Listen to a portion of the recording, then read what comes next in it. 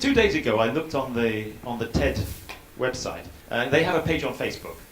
I don't know if you look at that page. I've subscribed to it, so I get these reminders every now and then, several a day. And 2 days ago, it had this written on there. Of course, we hope that you are having an amazing day, but just in case. And they plugged on 13 TED Talks to cheer you up on a bad day. And I thought, well, why a bad day? Every bad day is the flip side of a good day, isn't it? There's a good side and there's a bad side to every day.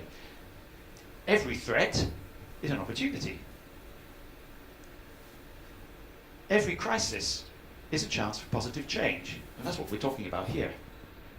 So we should never look on the negative side of things. Don't look at the problems, look at the challenges. Don't look at the bad days, look at the good. The crisis. Everybody's talking about the crisis. We've been talking about the crisis for 4 years. It comes from Greek, that word, and it's the turning point in a disease, a turning point when you have a high fever.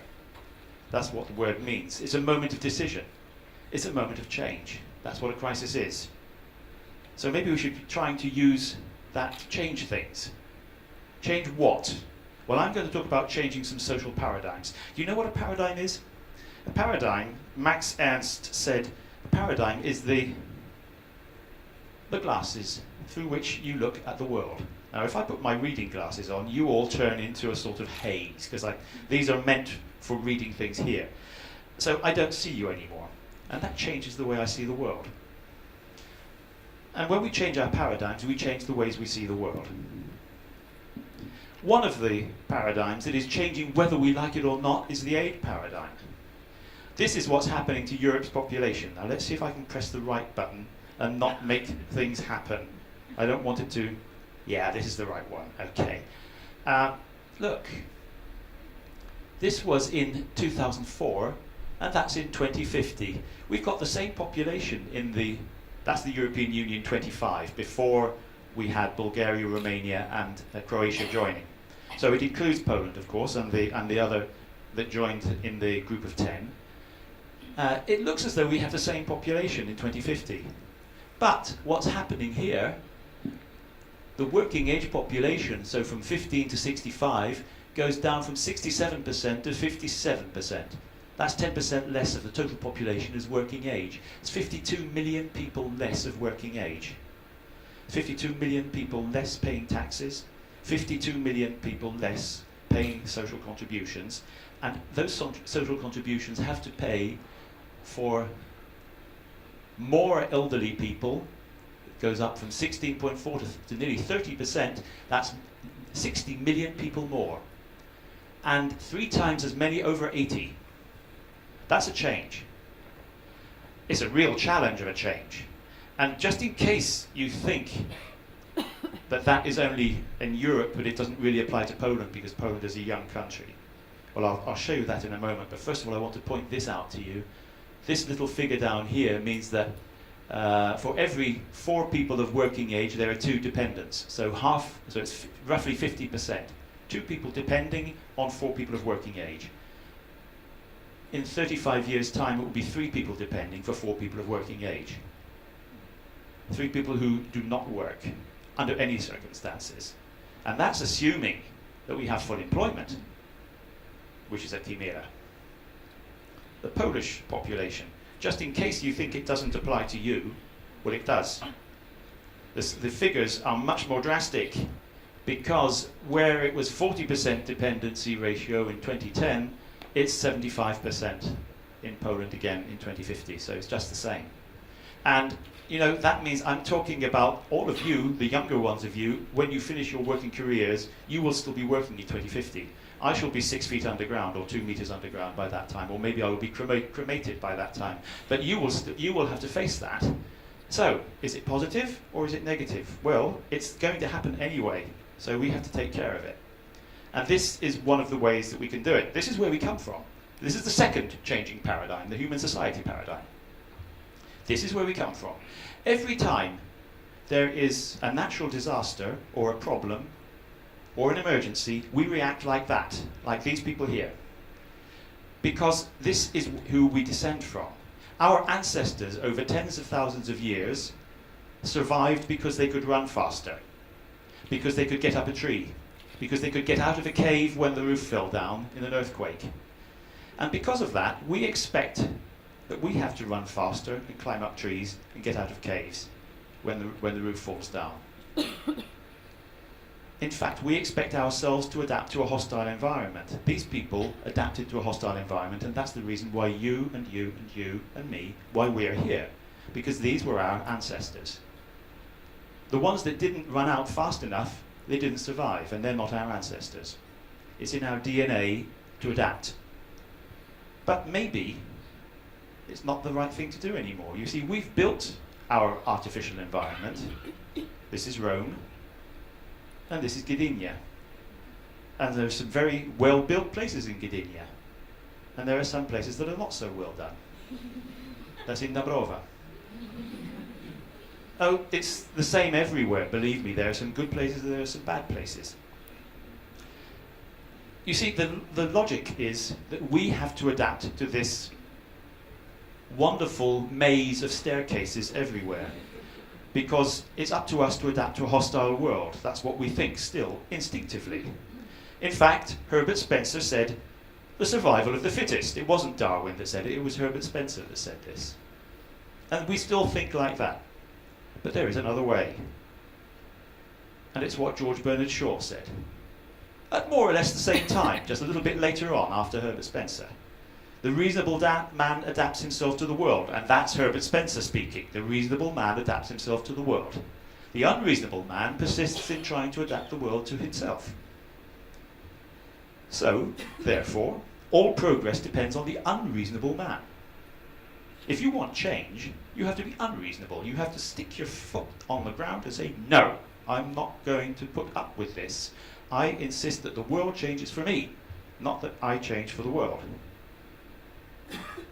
Shaw may have been an early exponent of design thinking, thinking outside the box, thinking differently, thinking in a novel way. Then there's a design paradigm itself. As I mentioned, design thinking. What is design? And I suggest we change this as well. This is a common concept of design. This thing, designed by Philip Stark. Luxurious, expensive, superfluous, not very usable, not very useful. It sprays stuff all over the place if you try to use it. If you try to squeeze a lemon with it, it hurts your elbow, it hurts your shoulder. It's simply not good design. This is what design is, a plan or a scheme conceived in the mind and intended for subsequent execution, from the Oxford English Dictionary in about 1890. So even before. And this is what it's about. Mental intelligence. Conceiving a plan in the mind and then putting it into execution in a logical sequence. That is design. Louis Sullivan said, when you apply that to a product or to a place, form follows function.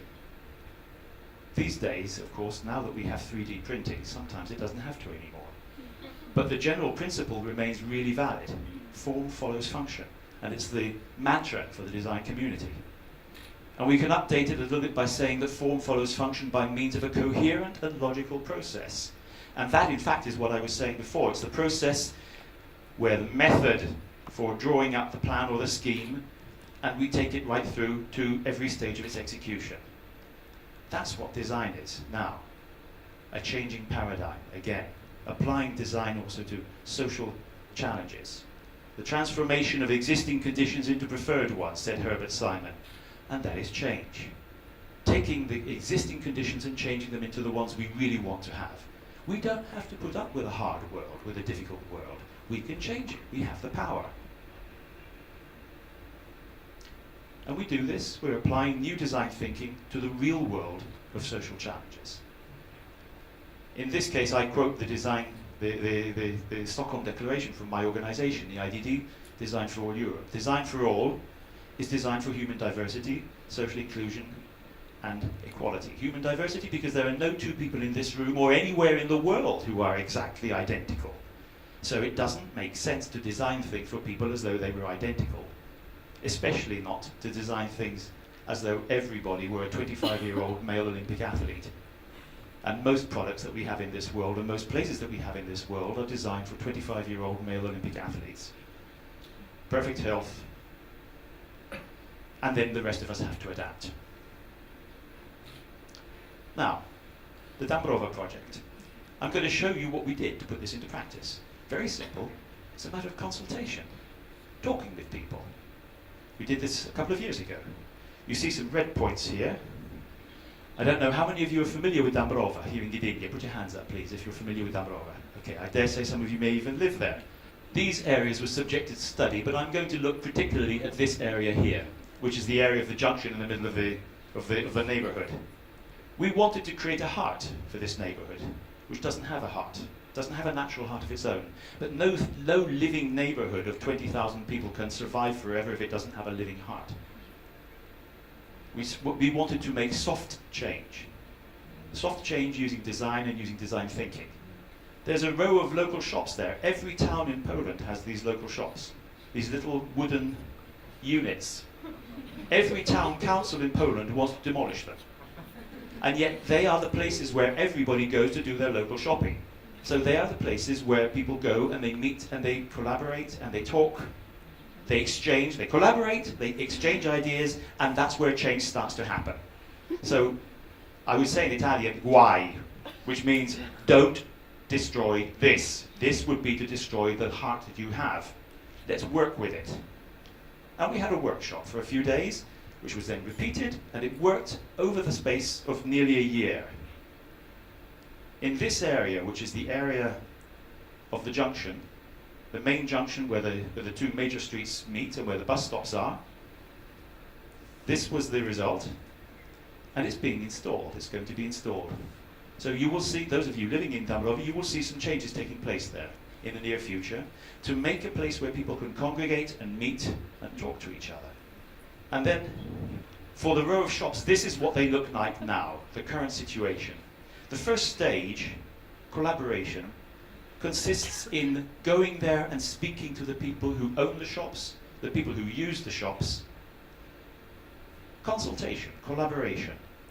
And in the first stage of this project, which has not yet been put into practice, and we hope we will be able to do this as well in due course, for various reasons of administration, it's not quite as straightforward as the other one. But the first stage of this is to do basic maintenance. So that's what we have on this slide here. A basic structural maintenance to maintain the little blocks. The second stage we can call exchange.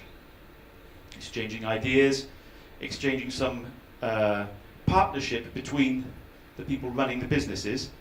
You can see the beginnings here of standardization, a little bit of standardization taking place. The third stage, you can see a color code. Here you really begin to see change taking place.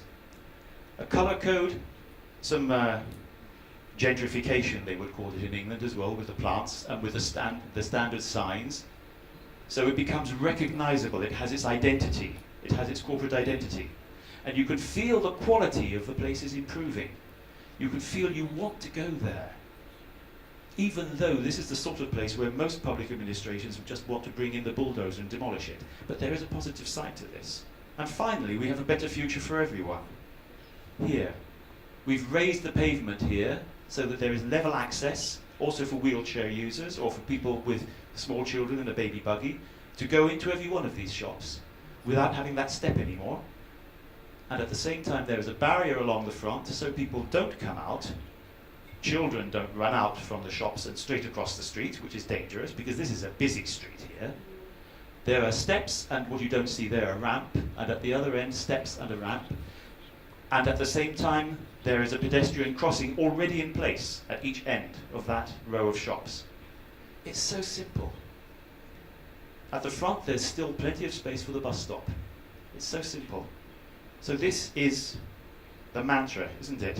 Let me go back through that again. Collaboration, exchange, change, a better future for everyone. The secret here is, as I said at the beginning, we don't have problems. If we're in creative professions, we don't have problems, we have challenges. If we're starting by looking at things as problems, we're already starting off on the wrong foot. We have to start with challenges. It's exciting. It makes me think, what can I do about this? Let's talk to people, let's collaborate. Let's exchange ideas. Problems occur when you can't see the wood for the trees. I mentioned that this afternoon. When you're too close, this is an English expression, when you're so close to the trees, the individual trees, that you can't get the bigger picture of the entire forest. But you want to see the forest if you want to be able to make change happen. You can't make change happen by cutting down 1 or 2 trees. You have to see the entire forest. That's lateral thinking, and that is design thinking. And that is how we change the world, by design. Thank you.